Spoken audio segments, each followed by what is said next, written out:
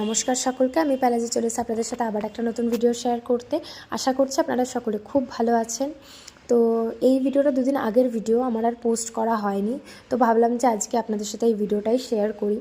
তো আমার সকালে ঘুম থেকে উঠে ফ্রেশ হয়ে ফার্স্ট কাজ যেটা থাকে সেটা হচ্ছে আগে আমি বাইরে যাই এবং বাইরে গিয়ে একটু হাঁটাচলা করি এবং সেই সময় আমার জন্য ওয়েট করে কিছু পুচকে বাচ্চা। এই যে যিনি দৌড়ে দৌড়ে আসছেন, এরকম অনেক পুচকে বাচ্চা আমার জন্য ওয়েট করে। তো সবার ভিডিও তো নেওয়া পসিবল হয় না, তো এবার থেকে ট্রাই করব যে ওদের ভিডিওগুলো নেওয়ার।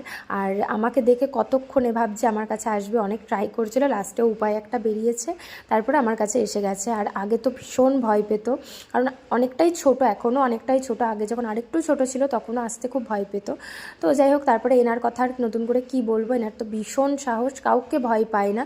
আর আমি যেখানে যাব সেখানেই ও যাবে। মোটামুটি 9টার মধ্যে সব পুচকেগুলো চলে আসে, আর তারপর আমি তো 9টার পরে তো মাঠেই চলে যাই। আর এদের দুজনের সারাটা দিন কম বেশি খুনসুটি লেগেই থাকে। দুজনে কি মারামারি ধরাধরি করে আমি জানি না। আর সবসময় খালি দেখি বিড়ালটাই জিতে যায় আর এর ছুটতে পালায়। আমি উল্টোটাই দেখি, যে আমি জানি যে কুকুরকে বিড়াল ভয় পায়, কিন্তু এখানে পুরোটাই উল্টো। তো তারপরে যাই হোক, পাখিগুলোকে খেতে দিয়ে নিয়েছিলাম এবং পেছন দিকের বাগানে যখন গেছিলাম, তো আম গাছটার দিকে তো তাকিয়ে তো এমনিই মনটা ভালো হয়ে যাচ্ছে। আর এই আম গাছটা কিন্তু আমাদের কাঁচা মিঠে আম গাছ, খুব ভালো আর কি আম হয়।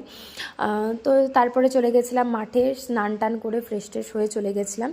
আর এই যেখানে প্রচুর খরগোশের বাচ্চা হচ্ছে, অ্যাকচুয়ালি আমি যে বাড়িটাতে যাই বাছুরগুলোকে মানে আর কি খেতে দিতে এবং দেখা করতে যাই, তো তাদের বাড়িতেই এই খরগোশগুলো আছে।